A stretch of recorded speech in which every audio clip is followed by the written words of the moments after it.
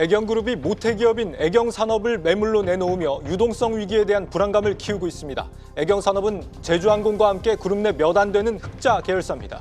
골프장 같은 비주력 사업을 정리하는 방안을 비롯해 전방위적인 사업구조 재편이 검토되고 있습니다. 산업부 이지호 기자와 알아봅니다. 이 기자, 이 제주항공 참사가 그룹 전체 위기로 이어지고 있다라고 하던데 많이 심각합니까? 네, 일단 그간 애경그룹이 높은 부채 비율 때문에 앞으로 유동성 위기를 겪을 수 있다. 이런 지적들은 계속해서 제기가 돼왔던 상황입니다. 네. 애경그룹은 지주사 AK홀딩스 밑으로 애경산업을 비롯해서 애경케미칼, 제주항공, AK플라자, AM플러스 자산개발 등의 계열사가 있는데요.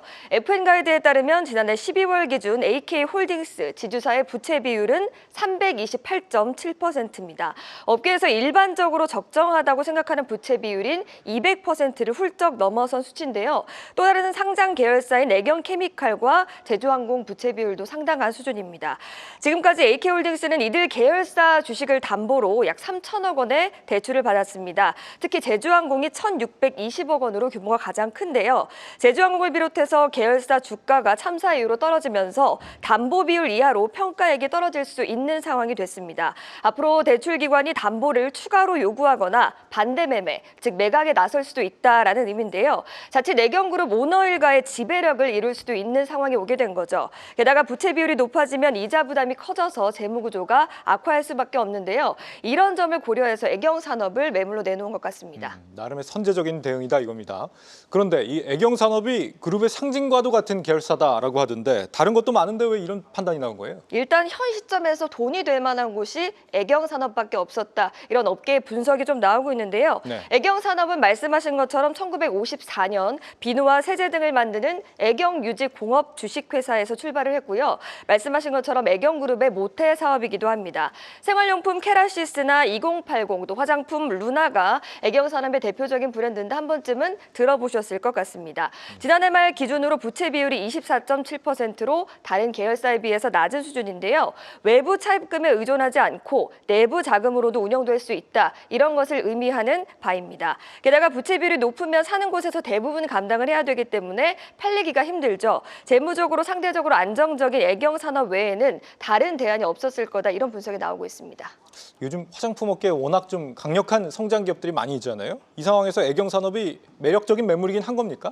일단은 지난해 실적만 놓고 보면 조금 불침이 있었다고 평가할 수 있겠습니다. 지난해 매출은 6,791억 원, 영업이익은 468억 원을 거뒀는데요. 전년에 비해서 영업이익이 23% 감소한 다소 부진한 성적을 거뒀습니다. 네. 특히 의존도가 높았던 중국 매출이 줄어든 영향이었는데요. 최근에 중국의 경기 부양책이 가시화하고 있고 한한령 해제 가능성까지 점쳐지고 있죠. 여기에 전 세계적으로 K뷰티 열풍이 부는 만큼 매물로서의 가치는 있다라는 판단이 나오고 있습니다. 실제로 지난해부터 화장품 업계 인수합병, M&A가 또 활발해지고 있는 상황이기도 하죠. 특히 애경산업의 사모펀드 운용사가 관심을 보이고 있는 것으로 알려지는데요. 돈을 대주는 출자자, LP 대부분이 리스크는 적으면서 또박또박 돈을 버는 사업을 선호하기 때문입니다. 애경산업은 말씀드린 것처럼 주요 브랜드의 인지도가 높아서 시장 지배력이 어느 정도 유지가 되고 있고요. 여기에 다른 화장품이나 생활용품 업체에 비해서 크게 저평가돼 있습니다. 현재 전날 종가 기준으로 시가총액이 약 3,800억 원 내외인데요. AK홀딩스 등이 보유한 지분 가치는 2,200억 원 안팎으로 추정이 됩니다. 경영권 프리미엄을 포함하고서라도 인수하려는 쪽이 있을 거다. 이런 게 업계의 분석입니다. 네.